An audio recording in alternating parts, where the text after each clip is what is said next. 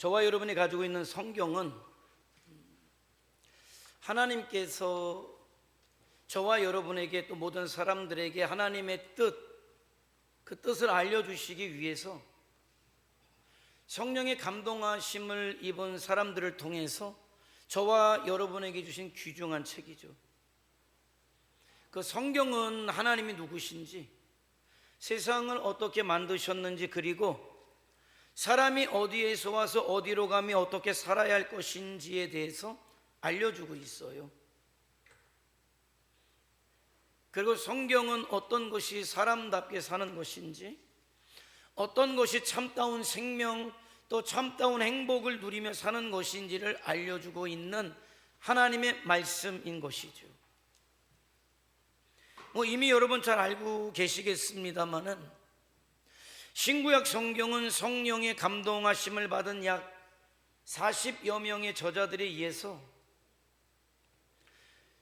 기원전 1500년경 모세로부터 시작해서 AD 100년 사도 요한에 이르기까지 1600년에 걸쳐서 기록됐어요.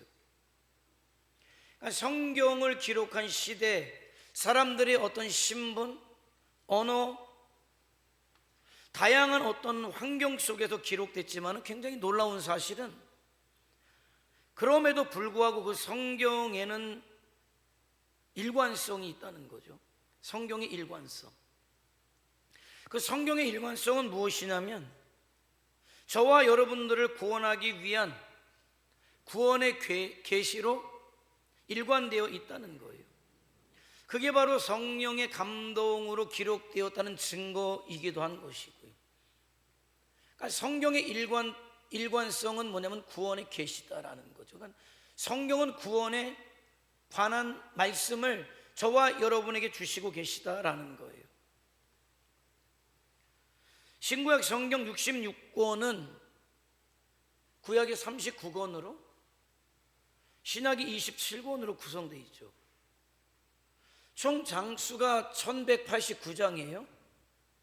구약이 929장이고 신약이 260장이에요. 절수로는 총 신구약의 절수가 31,173절이에요. 구약이 23,214절이고 신약이 7,959절로 돼 있단 말이죠. 근데 원래는 장절이 없어요. 성경은 원래는 장절이 없었지만 성경을 체계적으로 볼 수 있도록 13세기에 랭톤이라는 사람이 장을 구별해놔요. 몇 장?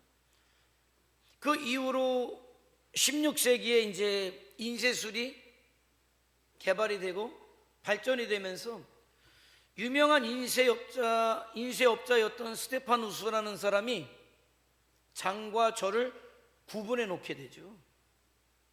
그러니까 장절은 그래서 편리성 때문에 기록된 것이기 때문에 꼭 그래서 장절에 얽매일 필요는 없어요. 그러나 우리가 체계적이고 확실하게 편리하게 찾아볼 수 있는 의미에서는 이게 좋다라고 해서 받아들여지게 된 거죠.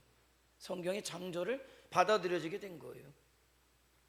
최초의 성경은 돌에 기록되죠. 십계명 두 돌판에 기록이 됩니다. 그 이후에 다른 성경들은 양의 가죽에 기록이 되다가 왕골로 만든 파피루스라는 종이에 기록이 돼요. 근데 이것들은 돌과 달리 영구 보존될 수 없잖아요. 그래서 그것을 보존하기 위해서 계속해서 필사하기 시작됐어요. 계속 기록하고 기록되어져서 그 성경이 전해져 내려오게 되었고 마침내 저와 여러분의 손까지 오게 된 것이죠. 그러니까 그렇게 기록된 성경이 하나님이 누구신지, 세상이 어떻게 만들어졌는지, 그리고 사람이 어디서부터 와서 어디로 가야 하는지, 어떻게 살아야 하는지에 대해서, 하나님의 사랑에 대해서, 예수 그리스도의 십자가에 대해서 참된 영생의 길을 알려주고 있다는 이 성경이 그렇기 때문에 얼마나 소중한 것인가를 저와 여러분이 알아야 한다는 거예요. 그러니까 성경을 제쳐놓고 신앙생활을 한다는 것은 불가능한 일이죠. 성경을 제쳐놓고 다른 곳에 가서 하나님의 뜻을 찾는다는 게 참 어리석다, 이렇게 말씀드릴 수 있는 거예요. 왜?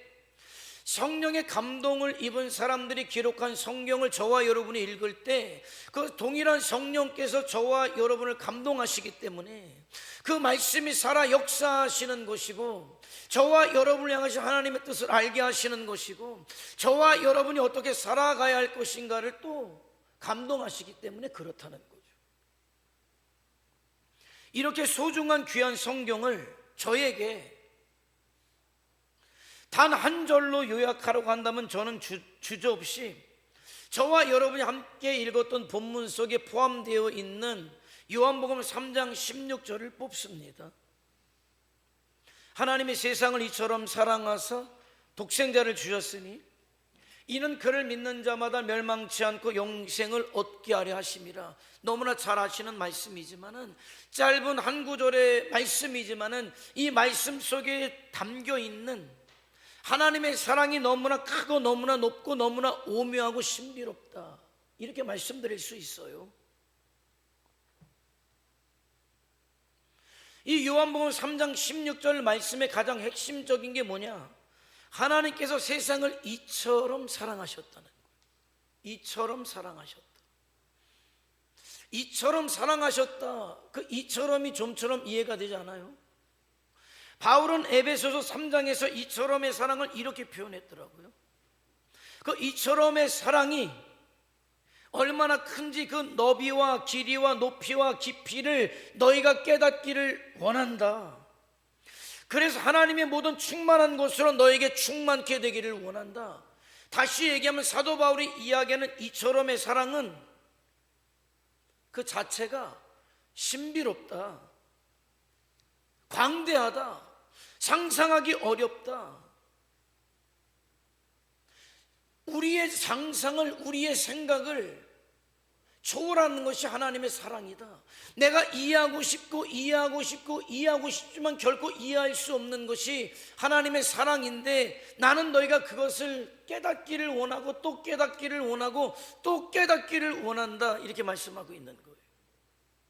다시 얘기하면 이 요한복음 3장 16절 말씀의 뜻은 이거예요. 온 우주의 주인 되신, 온 우주의 창조주 되신 하나님께서 세상을 끝이 없이, 다함이 없이, 이해할 수 없을 만치 사랑하셨다는 거죠. 사랑하셨다는 거예요. 세상은 뭡니까? 사람이죠. 구원받아야 될 사람들. 그런데 그 사람들이 어떤 사람입니까?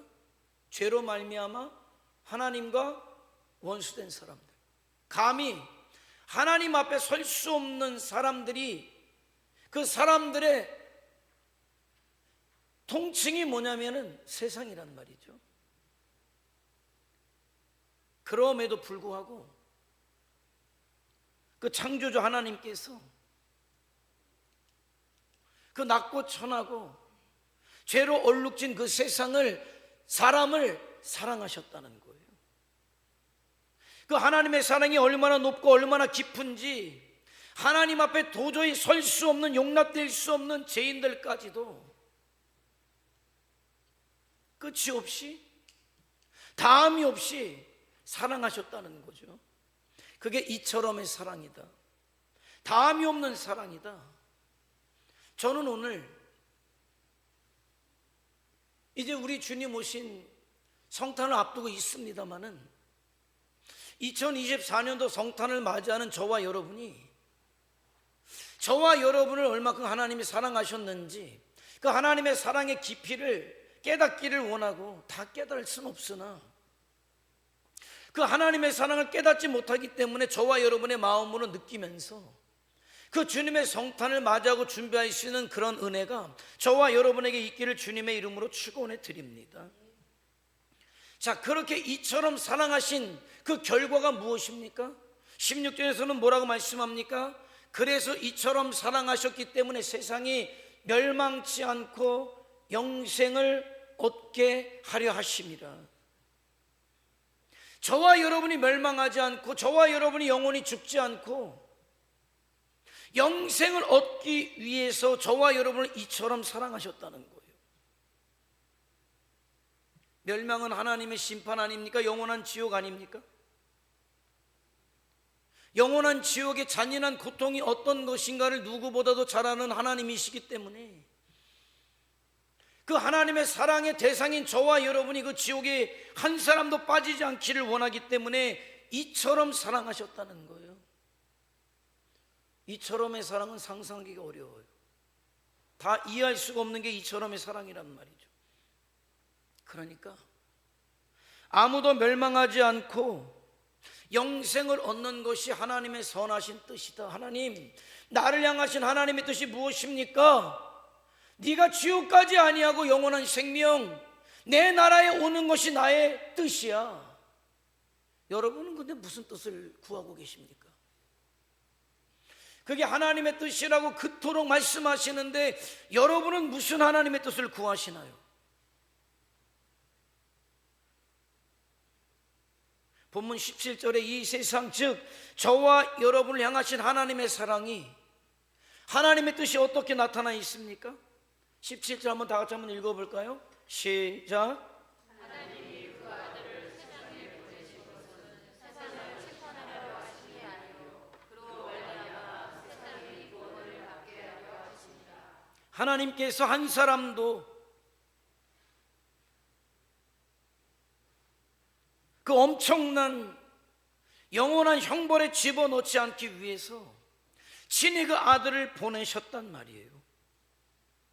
그러니까 저와 여러분을 향하신 하나님의 간절한 뜻은, 저와 여러분을 향하신 하나님의 간절한 사랑은 한 사람도 멸망하지 않고 지옥 가지 아니하고 하나님 나라에서 영생을 누리는 것이 하나님의 뜻임을 저와 여러분이 알아야 한다는 것이에요. 그게 하나님의 사랑이란 말이죠. 18절은 이렇게 말씀하죠. 그를 믿는 자는 심판을 받지 아니하는 것이요 너희가 영원히 멸망할 수밖에 없지만 나의 이처럼의 사랑, 너희를 향한 끝이 없는 다음이 없는 사랑, 내 사랑의 결정체, 내 사랑의 실체 독생자 예수를 너에게 보냈고, 그래서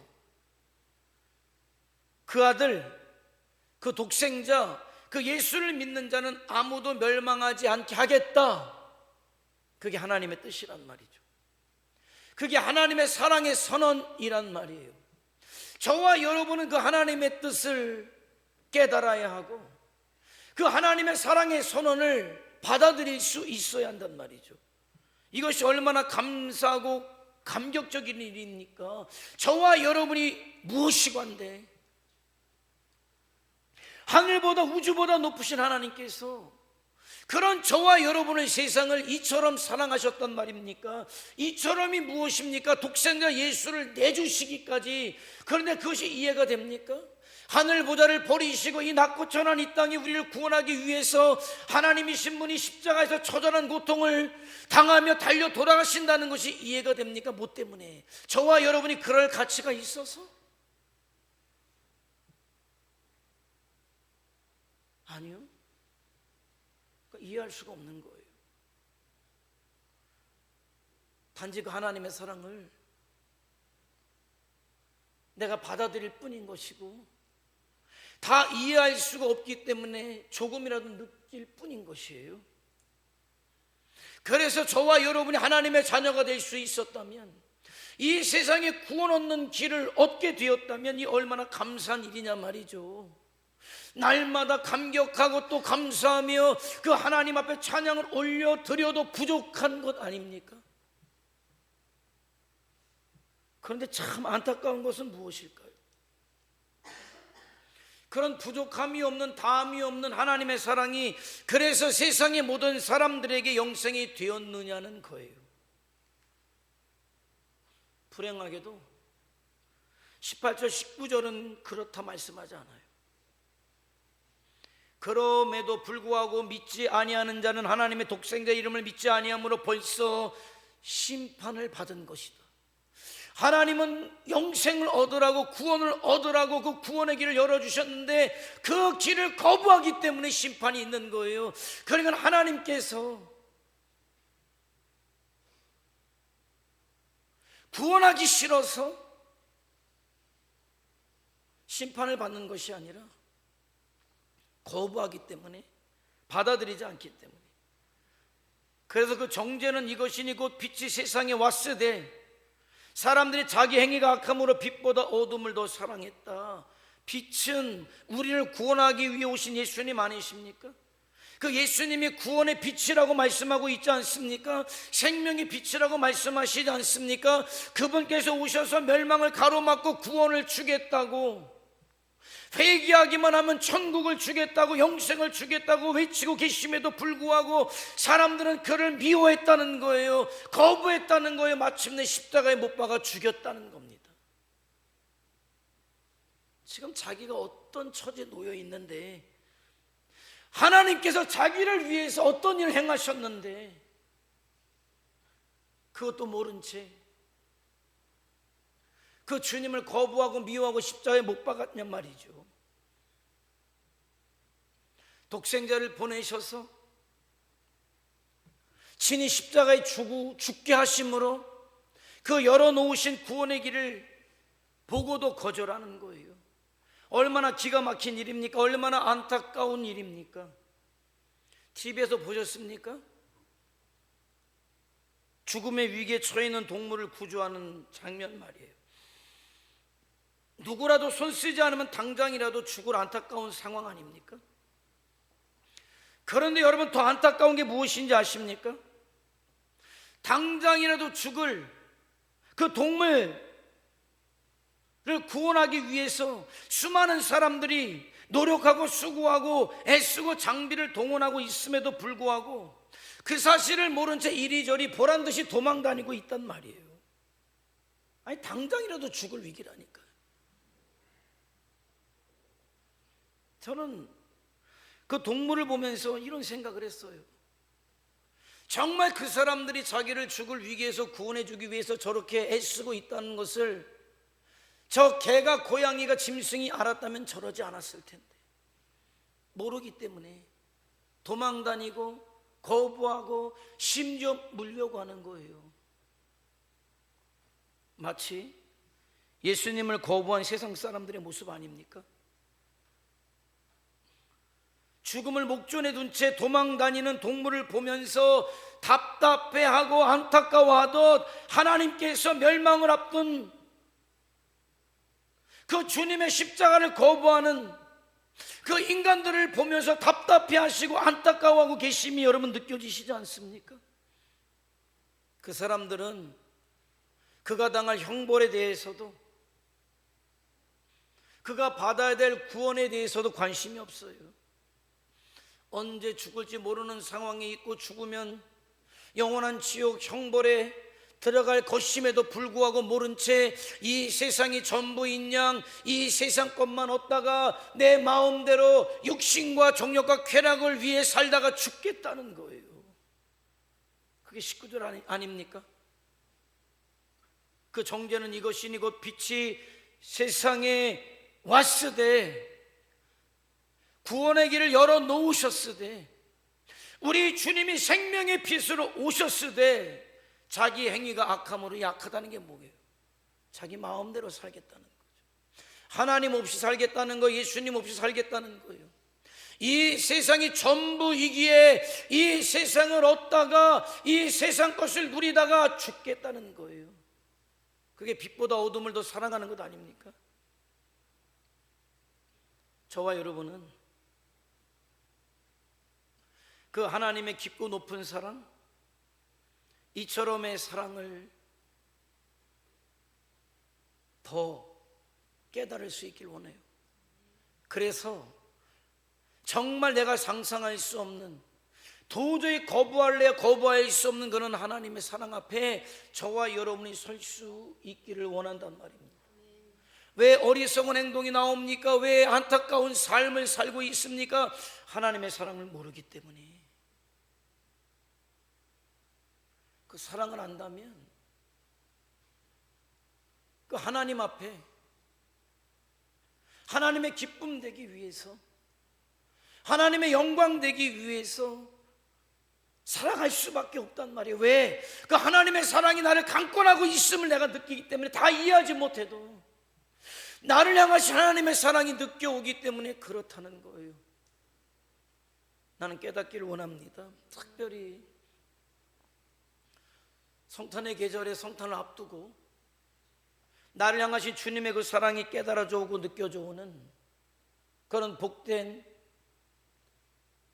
성탄이, 또 복된 여러분이 될 수 있기를 주님의 이름으로 축원해 드립니다. 그래서 영생을 주시겠다. 영생이 뭡니까? 영광된 하나님 나라에서 하나님께서 누리고 계신 생명을 나도 누리는 게 영생 아닙니까? 하나님의 모든 것을 누리는 것이 영생의 삶 아닙니까? 영생을 얻게 하겠다, 이 주님의 강력한 사랑의 결단 아닙니까? 내가 반드시 너를 영생을 얻게 하겠다. 그러니까 예수님을 보내신 거예요. 십자가에 죽이신 거란 말입니다. 그 하나님의 사랑이 아담과 하와가 타락한 이후부터 지금까지 계속되고 있단 말이에요. 그리고 구체적인 구원의 길을 예수 그리스도를 통해서 열어놓으셨단 말이죠. 그 하나님의 사랑의 확증이 예수 그리스도 아닙니까? 그 예수님께서 세상의 모든 사람들을 구원하기 위해서 십자가에 친히 오르셔서 그 처절한 죽음을 당하신 것이란 말이죠.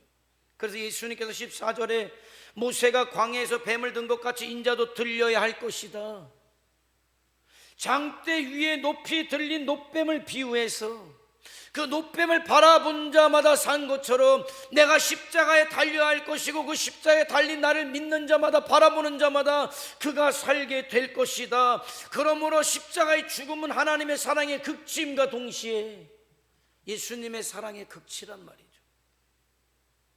그래서 로마서 5장 8절에 이렇게 말씀합니다.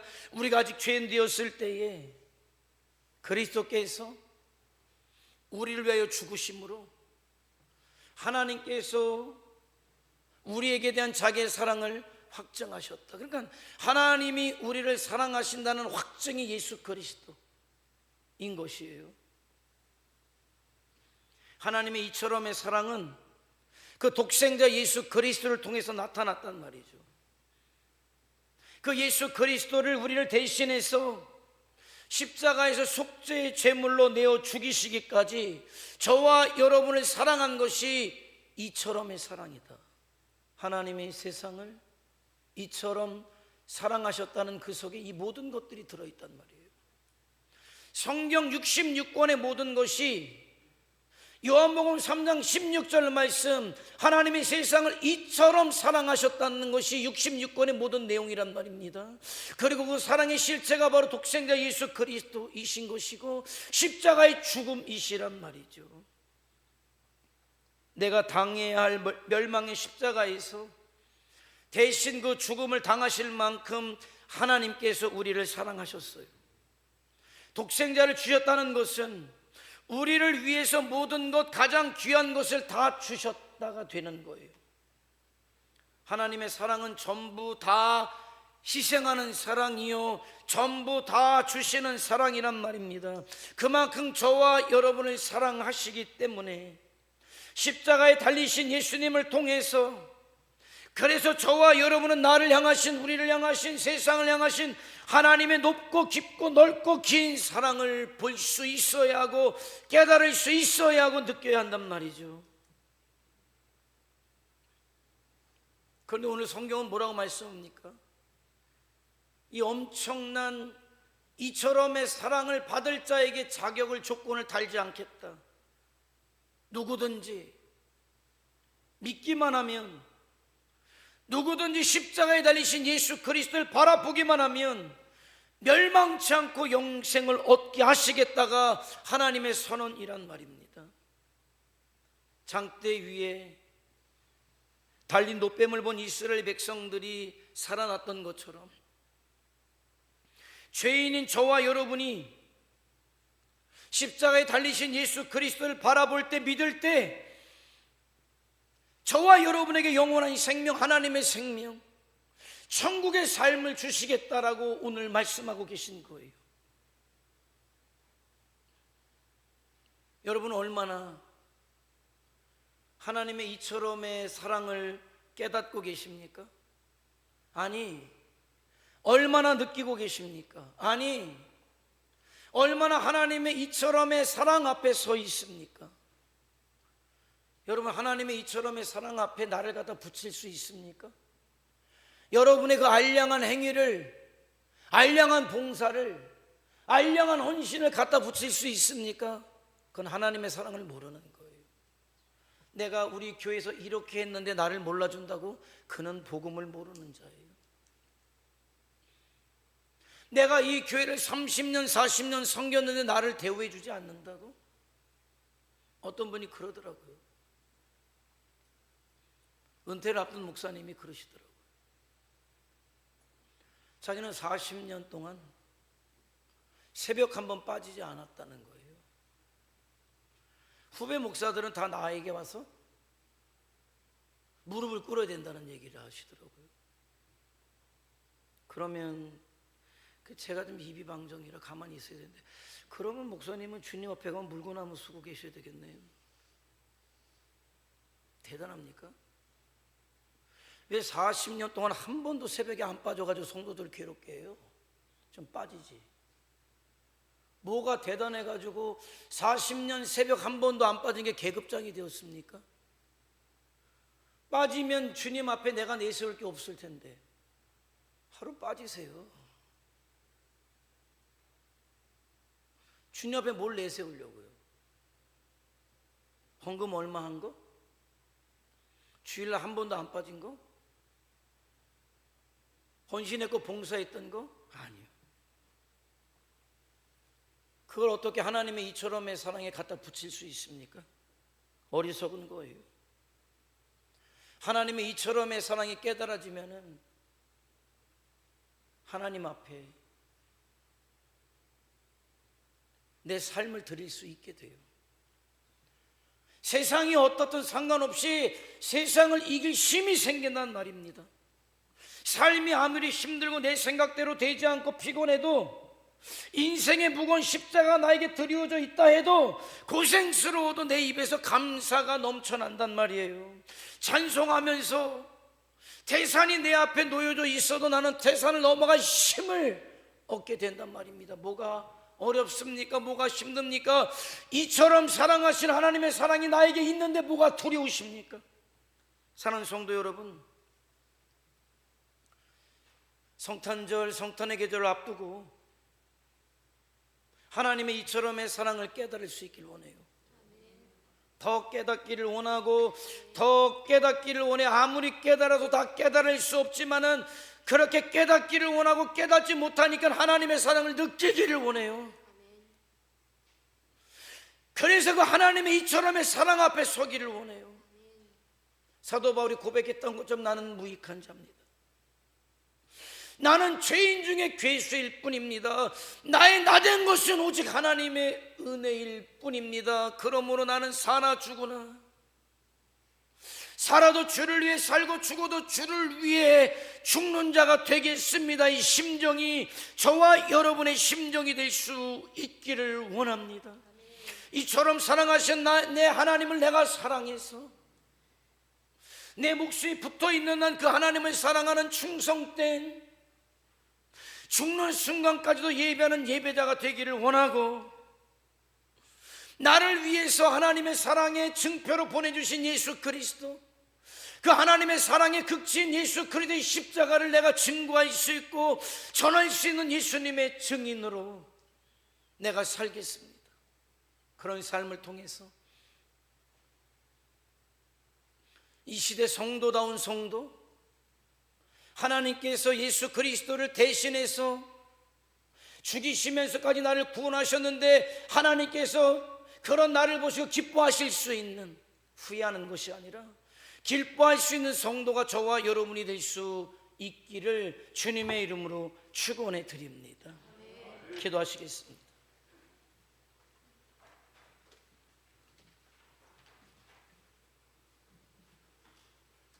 하나님께서 세상을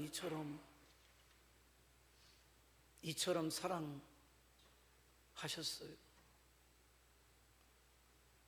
이처럼이라는 것은 이해할 수 없는, 내 머리로는 감히 상상할 수 없는,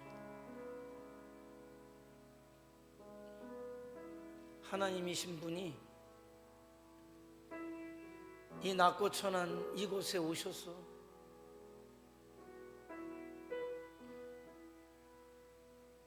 죄인 중에 개수와 같은 나를 위해 대신 십자가에서 죽어주셨다는 거예요. 그래서 내가 죽는 자가 아니라 그 주님으로 말미암아 산 자가 되었다면 어떻게 살아가야 되겠습니까? 하루를 살아도 나를 그렇게 사랑하신 하나님 앞에 내 사랑을 드리고 내 믿음의 고백을 드리고 찬양을 드리고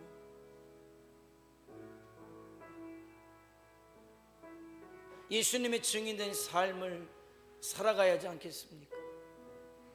그게 이처럼의 사랑에 조금이라도 손톱만큼이라도 부끄럽지 않은 삶을 사는 것이 아닐까요? 하나님, 내가 하나님의 이처럼의 사랑에 반응하는 자, 부끄럽지 않은 자로 살겠습니다. 이처럼의 사랑에 반응해서 나를 사랑하신 하나님을 사랑하고 그 하나님만을 높이는 예배자로 서겠습니다. 그리고 나를 위해 십자가에 못 박히신 주님의 증인으로 죽는 순간까지 그렇게 살겠습니다. 부끄럽지 않은 자로 서겠사오니 그런 우리를 통해서, 우리 교회를 통해서 이 시대 하나님께서 계획하시고 작정하신 뜻 역사 이루어 주시옵소서. 다 같이 주여 한번 부르면